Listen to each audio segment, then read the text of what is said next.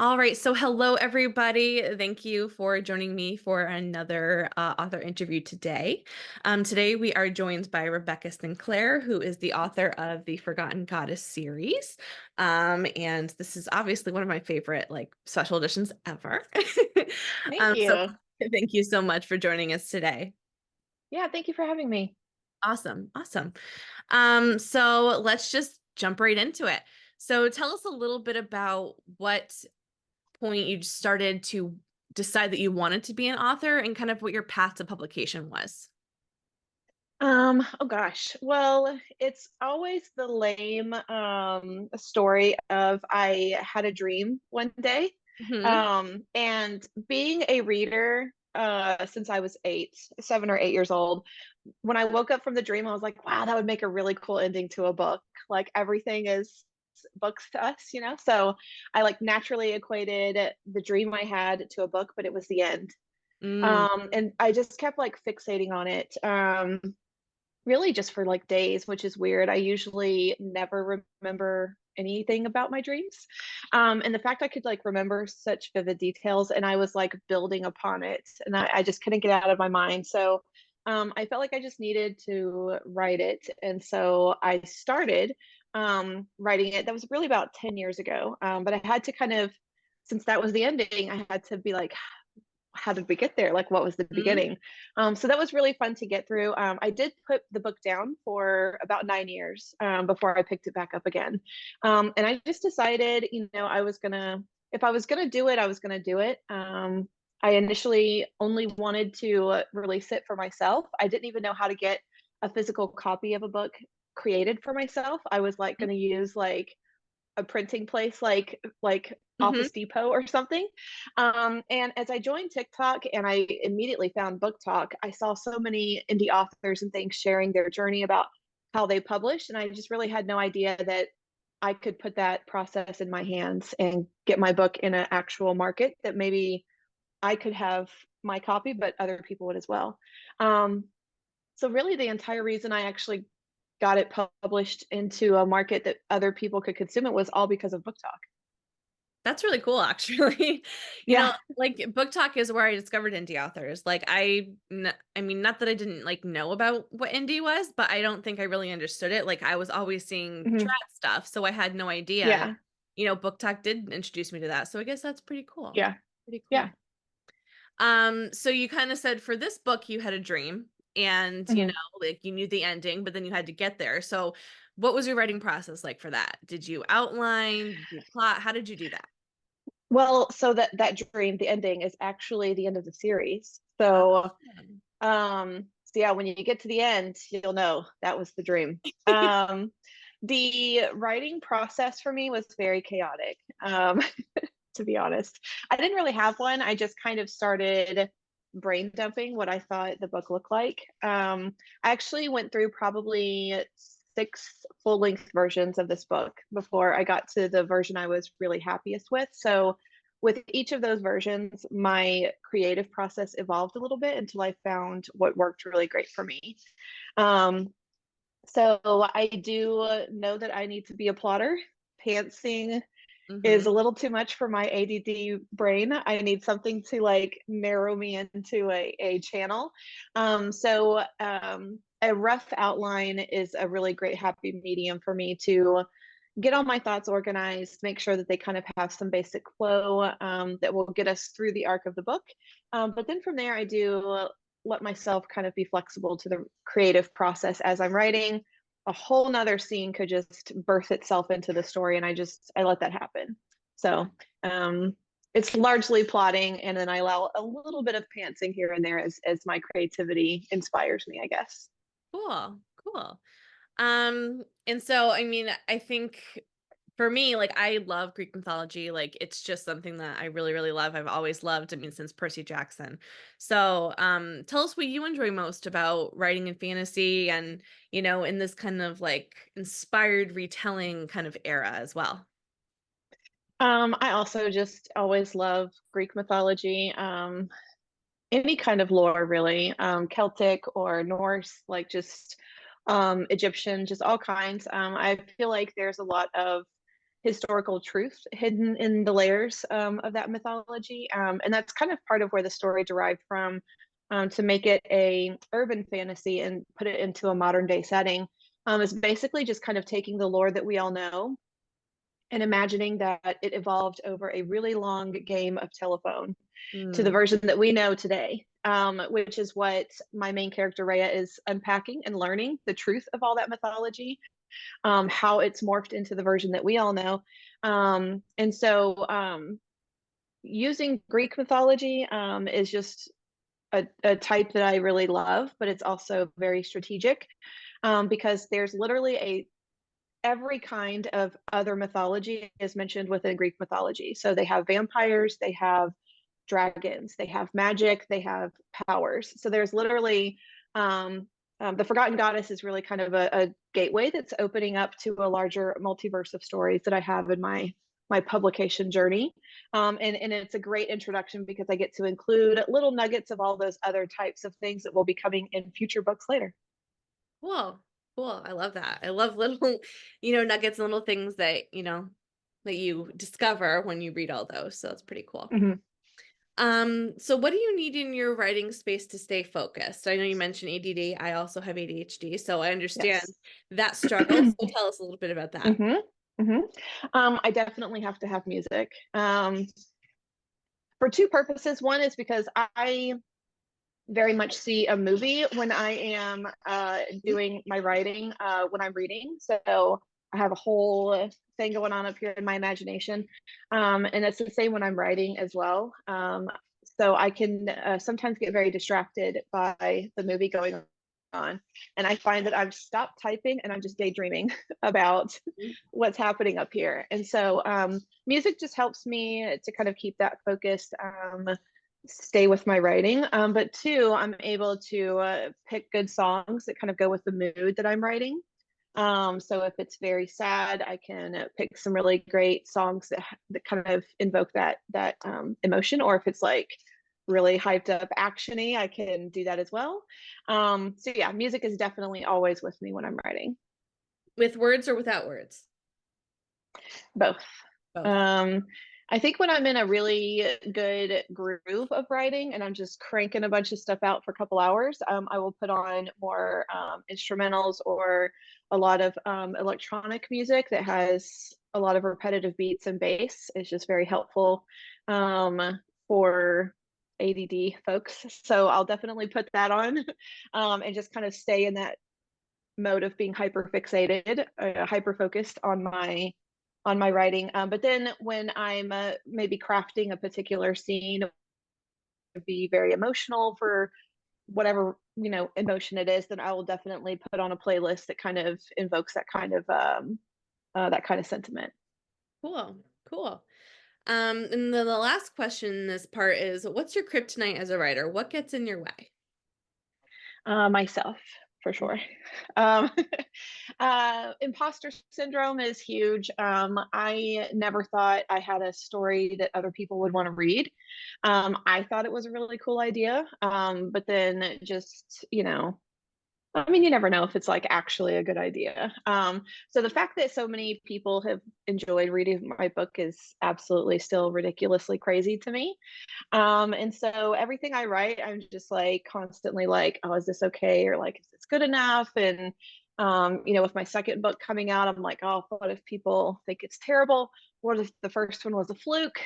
So I definitely have to just move all of that to the side and just keep on writing because I really do just love and enjoy it so much. So at the end of the day, I could be fulfilled with my creative, getting my creativity out. I could be happy with what I published, whether or not it's whatever other people think about it. I think that that's probably one of the most difficult things about writing a book, right? Is somebody else going to like it, right? And I think that Yeah. that's the difficulty too, like when you go trad versus indie, because you have to do so many more steps when you're doing trad. Like, Yeah. you like legitimately need to like your book for it to even get printed and get published. hmm So I think that, that's something unique about indie too. Um, hmm Okay, so let's move on to the second part of the interview. So we will just talk about the Forgotten Goddess in case anybody hmm has read this yet. Um, so if you had to describe the forgotten goddess in one sentence or less, what would that be? Oh man. Um, it is oh man, in one sentence or less? I know it's I'm a hard. writer. We talk in novels. Let's see. I mean, I don't know. I think, just trying to explain it to someone else, it's a modern day reimagining of what we think Greek mythology is. To kind of just say a little bit more about the like the genre of the book. If I had to if I'm trying to convince somebody to read it, Mhm. it's really more just a journey of a woman's pathway to healing a lot of the emotional and physical trauma that she's experienced. That's beautiful. I really love that. I love that. And so the next question is something that's very difficult for people. So who is your favorite character to write and why? Well, they're a character that's introduced in the middle of book one. What I did with a lot of the characters, and I won't say who it is because they're a surprise, but with a lot of the characters, as well as with their powers or what we know of their powers, I kind of describe this more as a reimagining than a Mhm. retelling, because I've thought about the characters and tried to like logically think backwards of like, okay, well, how would they be known that way to us with the lore that we know? And so I kind of gave them all an origin that helped me to make sense and describe the powers that we know today. So I'll use Hermes as an example, while he is not the favorite that I got to write, who you meet in the middle of book two, or of book one. But with Hermes like being the herald of the realms, often being described as very fast or having lots of speed, I thought about the elemental power of light and his ability to transport himself between the realms if he was the messenger of the gods, and traveling very quickly, obviously the speed of light. He also has like a helmet of invisibility, that's in the lore of Perseus and Medusa, that he gets the invisibility from Hermes and uses it to go and defeat Medusa. So I was like, well, if he were invisible, like he could bend and refract the light around him to make it seem like he's not there. So I tried to kind of think about how their powers would make sense on paper, in a way that we could be like, oh, I could totally see how if some mortal thousands and thousands of years ago saw Hermes Mhm. and told their stories, like that would be the lore that we know today. That's pretty cool. It's pretty unique, and I think that that's what I liked most about it is, I mean, I've read, I think reimagining versus retelling, right? So Hmm. retelling, you're sticking to those main themes and, that Hmm. sort of thing, like following, like, what the myth is, but reimagining is in a different way, right? Like what you just said, you're Hmm. kind of like trying, just like where mythology came from, right? Like the Greeks Yeah. and Romans were trying to describe how these things happened. And, their way to Hmm. describe that was like, the crops like didn't, grow this year. Okay, well then that means that, Yeah. Twitter or, whoever is not happy with us, right? And we have to Hmm. that sort of thing. So that's cool. That's cool. What was the most challenging part of writing this book for you? Some of it is in the mental health aspects that Mhm. the FMC has. She suffers with anxiety, with panic attacks. I do as well. And so a lot of this book is just my own pathway to acknowledging my mental health needs, and what I've experienced in getting professional help for those. It seems like when you start therapy, it gets worse before it starts getting better. And so, really kind of grasping on to the fact that I did have panic attacks was one of the first things I had to acknowledge. And when I did, it seemed like they got worse. And it's like, well, it's not. I'm just kind of allowing myself to have them free without trying to cover it up or feel like I have to mask something. So really kind of, showcasing that for her was me putting my panic attacks on a page and then sharing that with the world. So um, it was a healing journey for me, and part of that recognition of the things that I suffer with that I am getting my own help for, and but putting it out there and saying like, surprise, this is a very personal part of myself, was just kind of difficult to get on paper and feel like I was doing a good job of explaining it. And I think there's, I mean, there's a vulnerability piece with mental health. I'm Mhm, a mental health counselor, in my career, and and I also have mental health struggles. So, whenever there's like rep like that, it always does, like, that always hits home for me. Like, I really appreciate that there's like the accurate representation of what it's like too, mhm, because I think that's difficult when you don't experience it. It's difficult to mhm. describe it. But also, like, that's very vulnerable of you to kind of, the way that you describe the book in your one line about like a woman's path and journey to like finding healing, like that's kind Mhm. of what you use the book, for Yeah. yourself. So that's really, really awesome. Like, you Mhm. took something and made it into something beautiful. Like, Yeah. um, I like there's like drawings about like a mind with like flowers growing out of it. Like that's what I think of. Like, I mean, Yeah. basically this, right? Yep. So, so that's really, really special. What is your favorite line from the book? Oh gosh. Oh, that's a hard one. I know it is. One of the simple ones, and it's actually a favorite line of one of my very first readers as well. But it is just the very simple, he knew. Mhm. And there's this part a little bit towards the end. Rhea thought she was doing a great job of kind of masking what was going on with herself emotionally and where her mind was taking her on what she needed to do. And she wasn't doing as good of a job as she thought she was because Hermes was clued into what was going on. And he was, even though he probably, he definitely disagreed with what she wanted to do, he was ready to support her.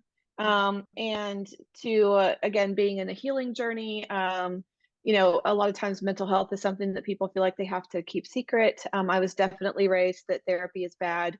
You should not talk about these things. If you do, it's negative on you. People are going to look at you horribly. And that's a lot of what she was kind of doing, was just internalizing things. And it would be nice, or it would have been nice at points in my life when, if I had a counterpart that knew what was going on with me, even though I was trying to mask it and say, no, I will help you get through this. Like, I will support you through this thing that you're trying to hide. And so a lot of what I have added into the book in this, the elements of these stories kind of represent scenarios like that, where I'm giving my FMC something that I would have loved to have had. Mhm. Wow, that's awesome. That's awesome. It's funny how two words could mean so much, right? Yeah. Yeah. Um, and so, when people write, sometimes they visualize their characters to look like somebody. If Mhm. you had to fan cast your main characters, is there anybody that you'd have in mind about who that would be? Um, I don't like, I do pull a lot from, and I can't remember her name, but I think it's Sophie something. I can't remember, but she is the um she's in Game of Thrones. Okay. Yeah. Yep. So she has the perfect hair. She's a little bit too tall for my short FMC, but she has a really great look.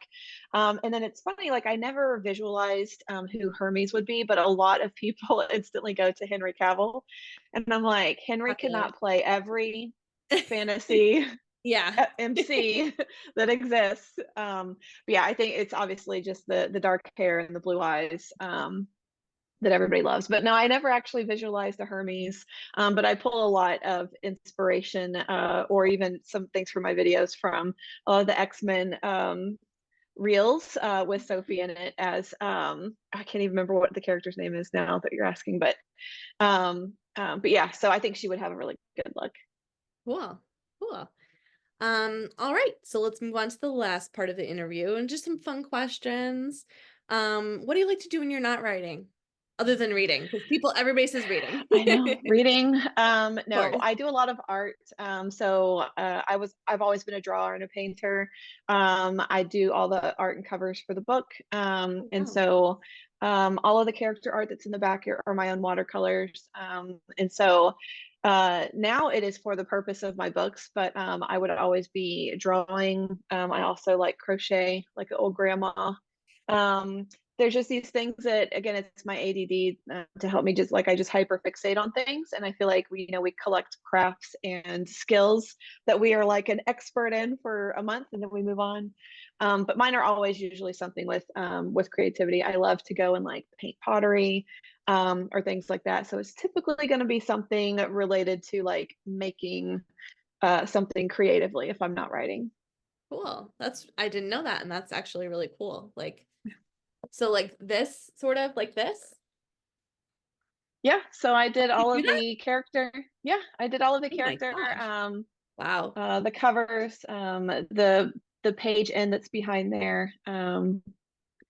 The so that one of Rhea was a yeah. So that was kind of my representation of the Wow. in the throes of a panic attack, the one that she has in the book.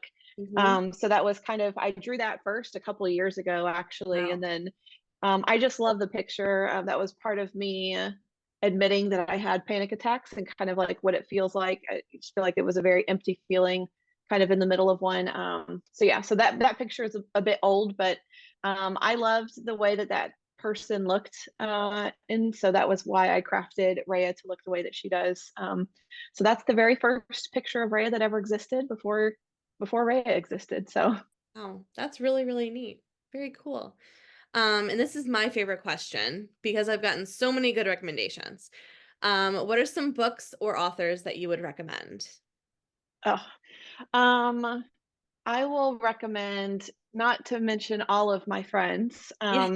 but I found a great little nest of fellow indie Mhm. authors. We all work basically every day together, writing our books with each other. But before becoming friends with them, I did also enjoy their books first. So Amber Toma writes my absolute favorite book series right now. I'm completely obsessed with it. And I'm actually decorating my home library in the theme of her book. But it is The Prince of Darkness. It is a dark fae um, story with some nefarious night court shenanigans, ages old curses to be broken, and um, there's witches, there are fae, there's banter, there's spice. It's just really great. And another author friend, but she writes the other main genre that I read, which is like mystery suspense. If I'm not reading fantasy or romantasy, I am reading like mystery suspense. But Roxy Cohen, she writes probably my second favorite book last year, which is Through a Mirror Darkly. It was just a great 5-star read for me. It was super easy. It's one of those, 30, 40,000 words that you can just like knock out in a weekend. But it's really great. It was a um, mystery suspense with a little bit of romance thrown in there. So it was really great. Awesome. I love that. I've gotten so many good recommendations, so I definitely need to check those out. Okay. So if you had to share some advice for a younger you or for an aspiring author, what would you say? I actually asked someone this question earlier and I loved their answer, and it was don't do this alone. Mm, And in the book dedication for book two, with when people read it and actually get to it, kind of talks about this being a very common theme right now. One of the things I didn't foresee or that wasn't on my bingo card when I published a book was finding a community of people. mm, I was very much alone in my writing process, but also just in my life, socially and things, when book one came out. And so releasing book one, I found this, massive readers that have just been incredibly supportive, who I've gotten to know and become friends with, but also some authors that were just incredibly supportive of each other. And it's just nice to have a network of people, like a community or a village that's just here supporting me. So I would say, if you feel like you're the only author that there's definitely others that you can become friends with, that you can leverage for brainstorming, that are just truly there to help uplift and support you through this. And it's a difficult thing to do. And so you don't have to do it by yourself. I think that's really, really wonderful to just, I mean, to know that there are people, out there who you can, connect with. I know like through Mhm, doing these interviews, I would say that I become friends with, some of the authors, especially LB Blomgren. Like we talk all the time, and mhm. it's kind of like starstruck, like once you like talk to the author that like wrote a book that like you really, really like, and you're just like, oh my gosh, like I get to talk to this person, like they're talking to me. I don't know. It just seems like it's just so cool. But it's like then you can ask some questions and just get to know, more about like stuff that you didn't know about, right? Like you didn't know about Yeah. this sort of indie publishing and how that went. And it's, Mhm. it just furthers you. So, and, you get to read their books and they get to read yours. And that's really, really Yeah. special. And so you did say that you do play music while you write, sometimes words, Mhm. sometimes no words. So tell us a little bit about some songs that make you think of your book or something maybe that you listen to pretty often for this book. Oh man. I think that's too all over the place. I think for me to to narrow it down, because it really just like depends on the mood that I'm in, and the mood that I'm writing. I'm actually in process of writing book three, and the spot in the book that I'm in is very intense. So I am listening to a lot of very angsty. Um, I don't want to say like, but it is dark music that is like just helping keep me centered in that frame of mind. So it really just changes like way too much. Yeah, I think Florence and the Machine, I think, is a really great artist of where our main character will be getting to. I don't think she's quite Florence yet, but she's going to be getting there. So it's going to be exciting when Florence makes the appearance. I feel like she has some really great, intense, um, very empowering music, and I'm excited for Rhea to get to that moment. Oh, that's awesome. That's great.